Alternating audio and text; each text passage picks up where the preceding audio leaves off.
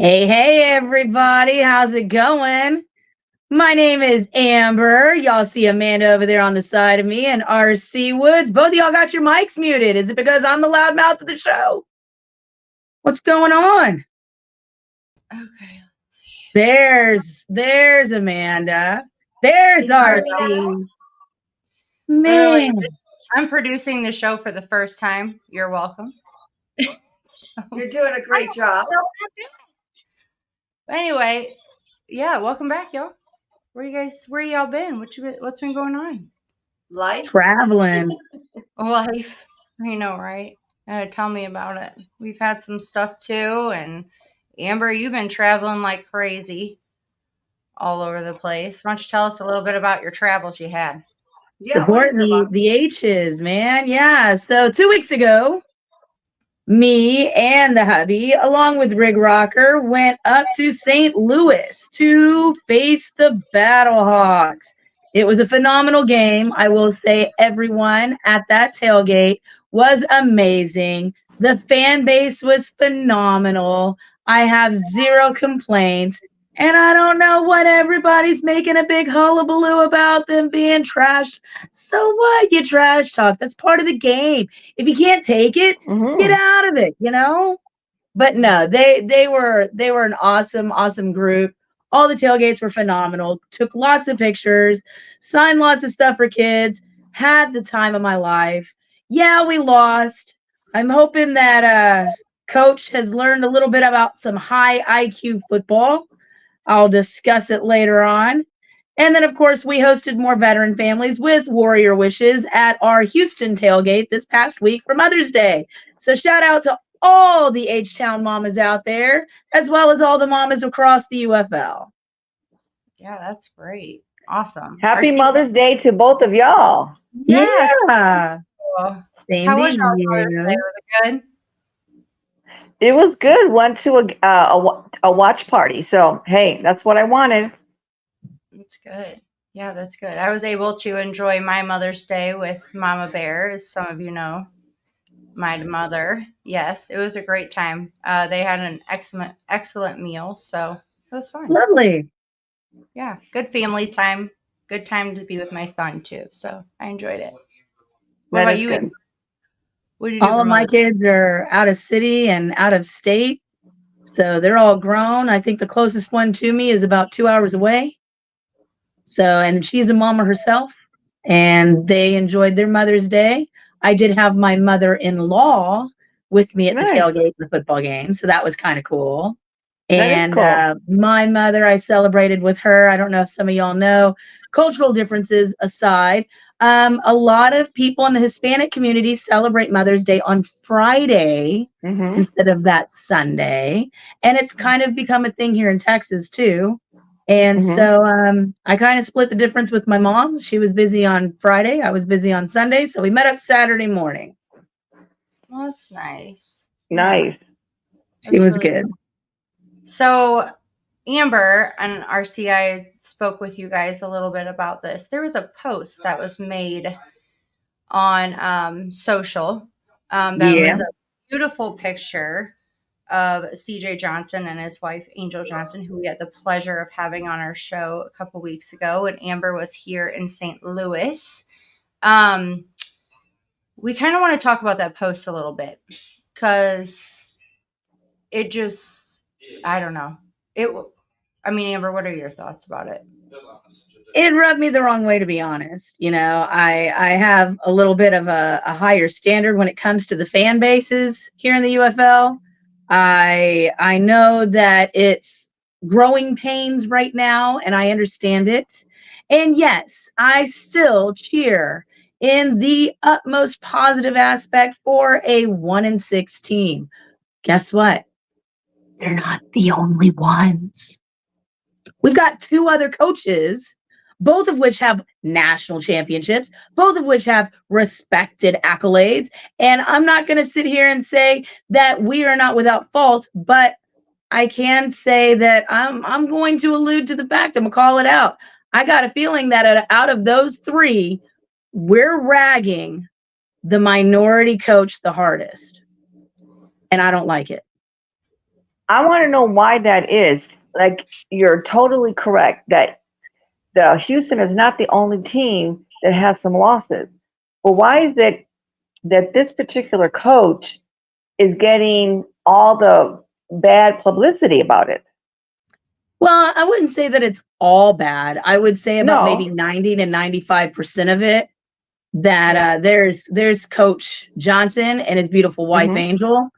I will Mhm. say that about 90 to 95% of it is just timing. You know, I don't see on the other team pages, they're not making special posts about the coach and the wife like ours Right. did for Mother's Day. So props to our media guys there in Houston for the Roughnecks for allowing the Mother's Day post to be made with the coach and his lovely wife. Miss Angel is an amazing woman. She is Mhm. not only a wife to the coach, she is also mom. She's the Right. step-in mom during the season for all of these guys. And our moms come. They travel. They're there, you know? And I mean we're playing in hub city, so it's tough, you know. All of the teams are there in Arlington training all week. I'm surprised that Arlington doesn't have a better record, to be honest, because True. they only have to travel 50% of the time compared to every other team out there. And Stoops is a legend up there. Let's face it, Oklahoma. How much further can you be away from Oklahoma? Well, Arlington's just a stone's throw. So of course they're going to kiss his feet and praise his good work, so to speak. But at the end of the day, it's still a 1-6 record. Mhm.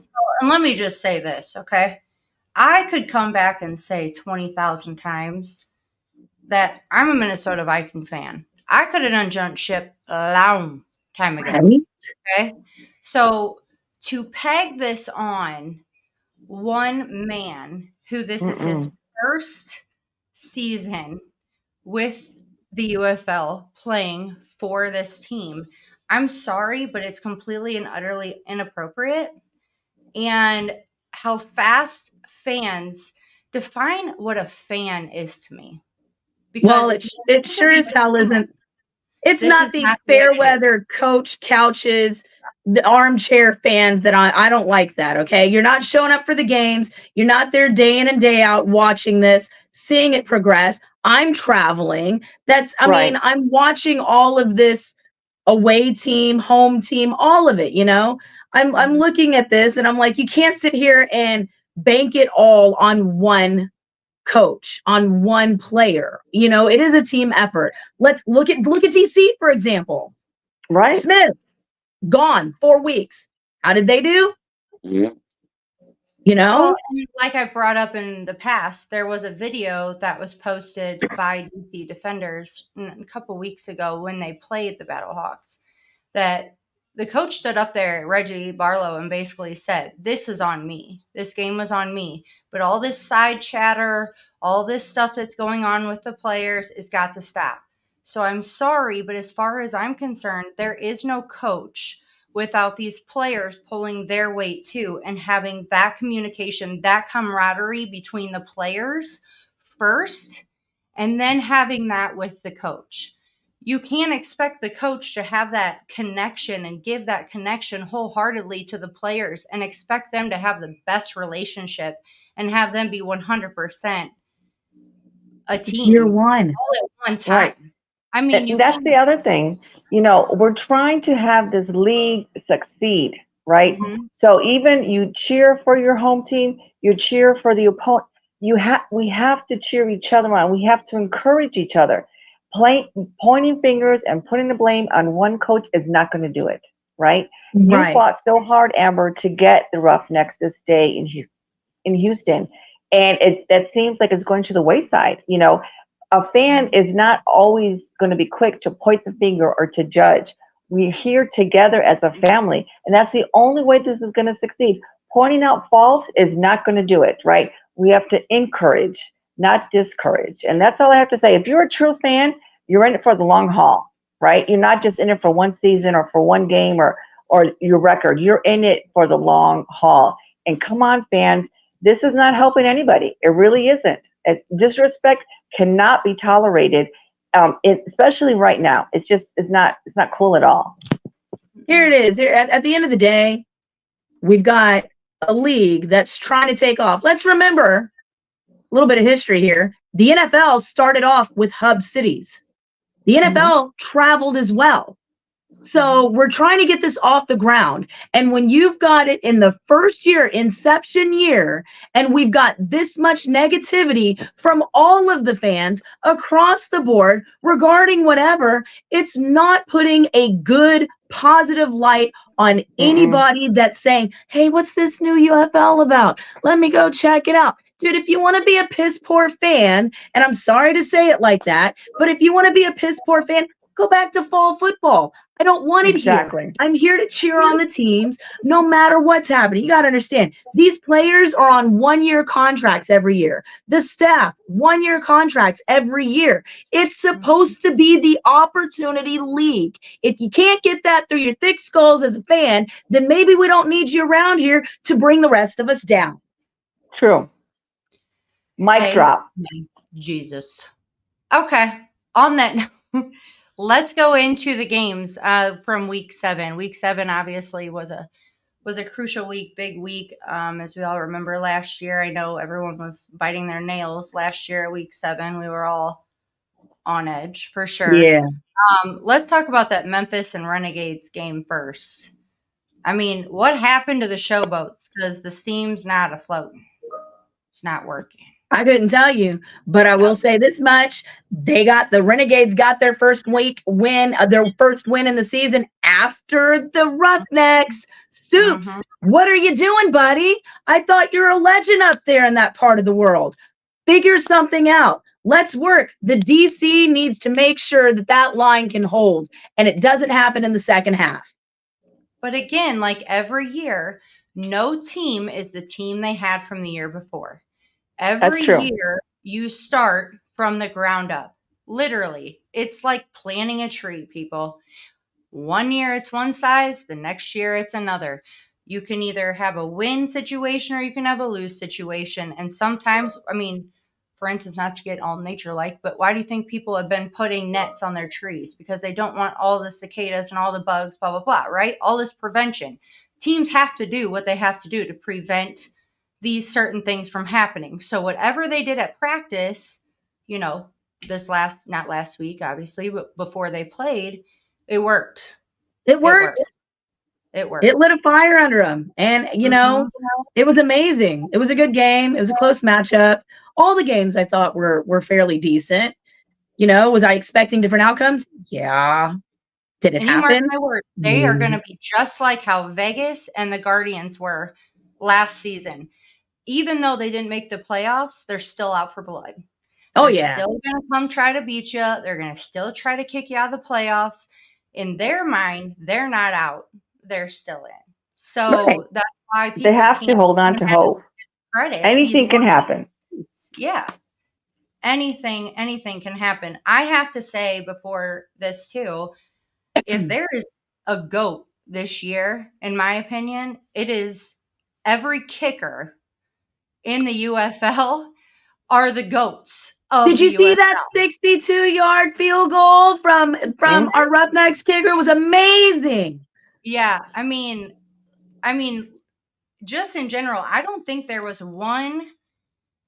It's my dog. I don't think there was one kicker that kicked under 50 yards this last weekend.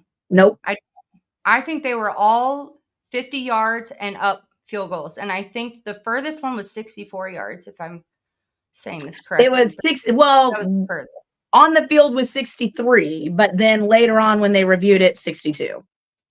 But I'm just worried that next year they're not going to be here. They're moving up with that accuracy. Yeah. But I will also still stress, you know, a kicker a team does not make. One player a team does not make. And to sit here and have this coaching staff on some of these teams build a team around a player, we've seen it. Once that player's down, the team falls. We've got to make sure that we're working cohesively without any gaps. Speaking of gaps, can we please tighten up the secondary, for crying out loud? And offense, receivers, please know where that first down marker is. Run a couple yards past it, and then throw your hook route, then throw your slant. Let's get some high IQ football out there. These short passes, I'm sorry, but They're not working. Listen, if every quarterback wants to be a Kirk Cousins, I mean, by all means, you can be one. But, I mean, yeah, he's still making good money doing what he's doing. But I'm sorry, I just cannot. Like, AJ this last weekend. Okay, let's get back to the games. Okay, Memphis and Renegades game. Obviously, Renegades, they're the highest scoring points franchise in history. Wow. For this game was the highest. Good for them. Which is that's pretty awesome. It's pretty impressive. And then the Memphis Showboats had a 54-yard field goal for that game with Williams also the TD. So it was a good game. I think, again, I don't think that it is the performance or the players themselves this year. I don't know what it is, but that connection with the coaches and the players, there are just some teams that I'm not seeing it. I'm not seeing it in Memphis. I'm not seeing it in Arlington. I'm not seeing it in sometimes San Antonio. I'm not seeing it. Yes. There's just you been can point the finger at San Antonio. I'm just seeing there's certain, and it's honestly across the board. I mean, when they show the players go off the field, I just remember last season, there was a lot more communication going on with the coaches and the players of that excitement and stuff. And I just think, especially Reggie Barlow, I adore that man as a coach. I respect him because I think what he does is a great job. I just don't know if the connection he has with this team that he has this year is the connection he had with the team he had last year. That would be a true statement. Yeah. Yeah, there's certain players like with the Renegades, the quarterback Luis Perez. He's doing a great job, but you don't see it throughout the game. I mean, you see his performance, but where's everybody else, right? Where's the coaching? Where's the other members? You know, and for San Antonio, we did great when we had the quarterback Garbers. He was at 70%. He got injured, no fault of his own. We had Dormandy. Don't like Dormandy, right? And then the last game, they brought in Hogan, and he made a huge difference, right? I'm saying this right now. There is power in the mustache. I don't know if you agree with me or not, but there is power in that mustache. Let me just say that. Well, okay. You know what there's also power in? The San Antonio Wade Phillips hips. There's power in those hips. Yeah, that's also in the hips. In the hips or the tits? I don't know. Did you see his shirt last time? It was not good. I'm just going to say, don't wear yellow. Black kind of defines any imperfections. Oh, is that what? Because it's so slimming and it just hides all of the flaws. The black does. Why do you think I'm wearing black today? Hello. Black is flattering. Well, what about the Flippo? How's that guy doing with his team? Any ideas on that, Amanda? Nope. None at all. None at all. Anyway, come on, why not? He's one of those 1-6 records. Yeah. I mean, honestly, I've met Coach Flip. He's a great guy. I just, again, it goes back to the connection with the players. And there's been a lot of injuries on that team this year too. So I just don't see the quarterback and the wide receivers connection in a lot of teams happening. And the running teams, you know, with Abram Smith being out with DC, obviously we knew that was going to change that team. Right. But I'm just not seeing the running game that great either right now. I don't know. I just feel like the connection between a lot of the players is just not clicking. They're not gelling. Well, we got to realize, guys, again, you know, it's going to be that kind of league. These players are going to have to learn to be more utility players and be able to adapt that much faster in order to get taken to the next level, because that's what scouts are going to be looking for. And again, Exactly. like we've always said, and that's why when we were brought up CJ Johnson earlier, this is a league of opportunity. So That it is. the fact that this is a league of opportunity, it's, to make judgment and pass judgment on someone this soon, I think is just irrelevant, in my opinion. Yeah.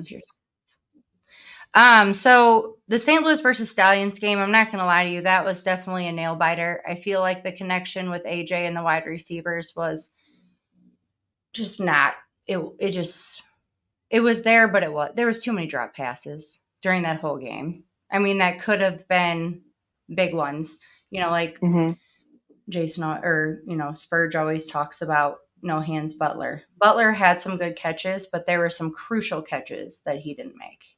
Right. There was a field goal, and Sailors, of course, he had 3 TDs. I mean, Sailors is probably by far one of the best players of the Battlehawks this season. Right. And then there was a 61-yard field goal that was made during that game, which I believe even from last year with Hageman, which I don't know if that really counts.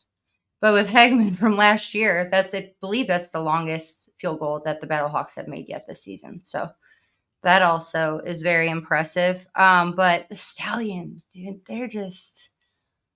it's insane. I mean, the quarterback with 3 TDs, 230 passing yards, and 60 rushing yards. Like, I mean, I'm glad McCarron got to go back to Bama. I was happy to see that. That was a good reception. So kudos to Birmingham for making a guy feel welcome back at home. True. But I mean, I'll give credit where credit's due. The Stallions, and the pun is intended, they have the herd mentality. They are cohesively working together, and it's showing. Definitely. Yeah. I'm looking forward to seeing what the Roughnecks have to do with them this coming weekend. But you know what We're love? traveling. Maybe use some lassos or something. Lassos. Man, we need to do something. Tame these wild stallions. You know, my favorite part of the games is hearing those coaches talk to the players on the sidelines. Like, I love hearing that. Like, hearing the Stallions coach stand on the sidelines and saying to his player, like, I don't care what you're thinking right now. This is what you're going to do. Yeah. It was just, he's just very matter of fact, but his players respect and understand that. And it clearly shows on the field. So again, coming from a guy who's won, 2 championships now for the USFL and could possibly win another one, and going into this right now undefeated, very impressive. It's phenomenal. I can see why the bronies are giddy up in. Yeah. They definitely have some talent.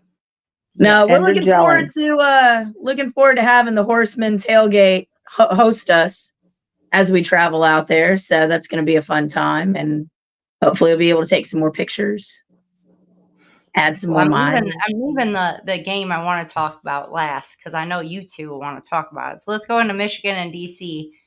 So with DC, Scott had a 70-yard touchdown. Thought that was also very impressive. And Michigan's defense is good. Yeah, I think they're good. Like, they had 3 sacks, 7 tackles for loss, and they had 48 total tackles. That's good. So again, they have some good numbers. We came into this thinking, okay, Michigan, okay, how good are they really going to be? But I mean, right now, because of the loss from Memphis, Michigan clinched. So they already have a spot, and they're already the USFL conference champion. So I mean, they can chillax if they really wanted to, but I don't see that happening. I don't see that happening. They're going to work it hard and grind it out the entire season and give everyone a reason to keep pushing. Well, and I'm happy for it. If it comes down to it, and Bates has to make that kick at the end, it could be a toss-up. Yeah. Winner on Michigan's half. I don't know. Anyway, last game, because we got to get to our picks. All right, Brahmas versus the Roughnecks. I'm going to let you two have at it, because one of you owes cans more than the other, or I think both of you agreed that you would both donate cans. Is that what? Yeah. Yeah. I think with the cans, we just have to just do a Venmo donate because I think I'm up like $30 or something. You think you're up $30. I mean, I have to pay you like 30 cans or $30. Well, how about we just call it a squash and we'll all donate 30 cans to our local food bank. Deal. Good. That sounds like a deal to me. In good faith. I'll make sure that I'll have a picture for you guys next week donating to my local Houston food bank. I will say that San Antonio Roughnecks did pull one out. I'm not mad at it. We miss Wade. I was happy to see him out there. It was a good game. The kickers were vital. It was a good game. It was. So what do you think the difference between the coaches, Wade and JC? I mean, CJ. Just the coaching style of the two. I'll be honest. I feel like the Roughnecks, it laxed in the second half. It was their game to lose, honestly. And I mean, there were a few blown calls, but we can only cry about blown calls for so long. It definitely gave the Brahmas the opportunity to come back. Turnovers. Honey, we had more turnovers than the Apple turnovers that we were passing out for Mother's Day tailgate. There was a lot of turnovers. Guys, hold the ball. Protect the ball. These are fundamentals. Why are we running with the ball out here just to have it knocked out before the knee hits the ground? Come on. Mm-hmm. And the Brahmas pulling it out with a 51-yard field goal at the end. Yeah. That's classic Wade, though. But Roughnecks, I got to give kudos to, because they kept Kirkland under wraps during that game, because there wasn't many catches from Kirkland that were being made, and they were on him. So it was good. Yeah, I think, to be honest, it could have gone either way. I mean, it could have been a different outcome. I don't think neither team was playing their best, to be honest. Mm-mm. It was down to the last few minutes, but that seems to have been the way that the Roughnecks have been going for the season. It's always down to the last 2 minutes, and we're losing by a field goal with 5 or 10 seconds left. And then there's a victory formation, and we're sitting here just Mm-hmm. Yeah, Santoso's the one who pulled out that kick for us and the win. So again, the mustache, power in the mustache. I will give it up. The super fans did make the trek from the west side. So the battle of the I-10, west versus east, the west side won this time. Don't worry, we got next year. Yeah, kudos to our San Antonio super fans, Jorge and Brahma Babe and all of them. And, they're trying their hardest. We all are trying to make this league as successful as possible. Jorge. And we've learned, pointing fingers at another team isn't working. We have to kind of join together and join as a family. Now we had Captain Brahma there. I saw Brahma Babe. I saw SAJ.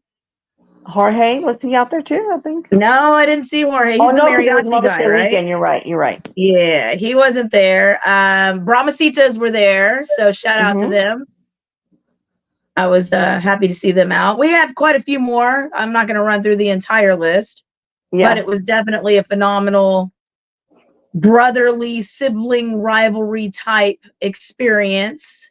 Well, and I have to say, someone from the Fuel family in general, no matter what show, super fan that's works with us too, has been at every game. This entire That's awesome. There's been someone at a game, which has been great. And I want to also thank everyone who has bought the Fuel Autism Speaks shirts. Those are really cool. I know that I'm sure you can still purchase them. We really, really appreciate it. And I'm also excited to say that Autism Speaks will be at this game this coming Sunday against DC. Nice. So we're really looking forward to it. So, yeah, there will be some fun times to be had at the game this weekend. So, yeah, I'm looking forward to it. It'll be a lot of fun. I don't know about the game, because I will say Teamu has not lost a game at the Battle Dome, people. Has not lost one game at the Battle Dome. So we'll just see what happens this weekend. I don't know. I think this might be his time. You never know. Well, and prayers out to AJ McCarron too, about his ankle, as far as hoping everything is okay with him. And it's been really cool seeing his family. Shout out to them too at the games. I know that the Predator couple was able to meet them also while they were here. So shout out to them. It's been really cool to have them there. It was a great honor and privilege to meet Miss Dee Dee McCarron. She was amazing, and of course, a little bit of smack, you know. But it comes with the territory. And Dee Dee, I promise you, I got some smack talk for you next year.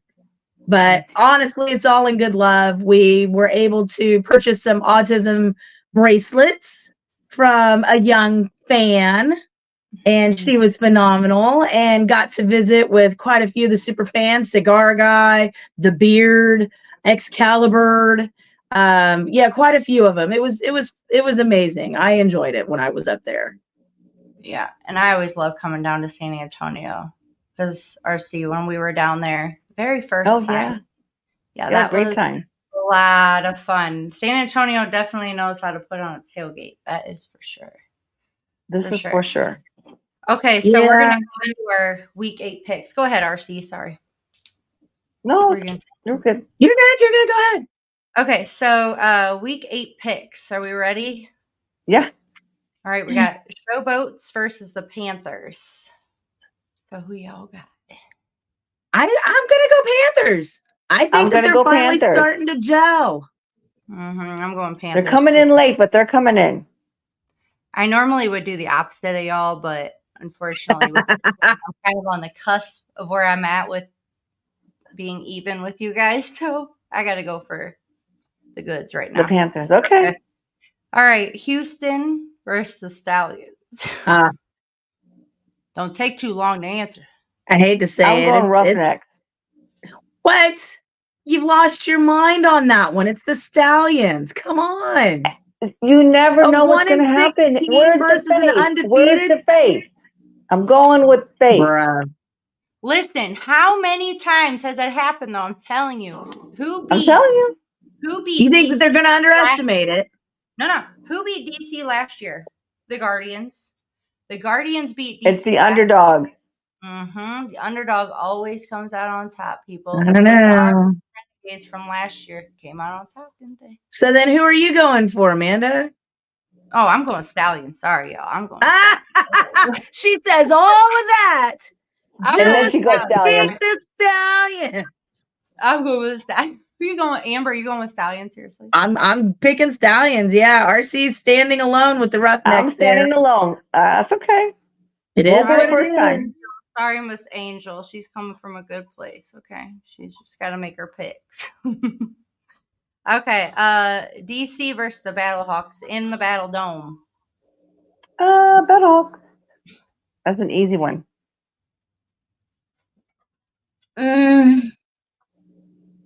Really? You're thinking about it? I'm going Battlehawks. I'm going Battlehawks.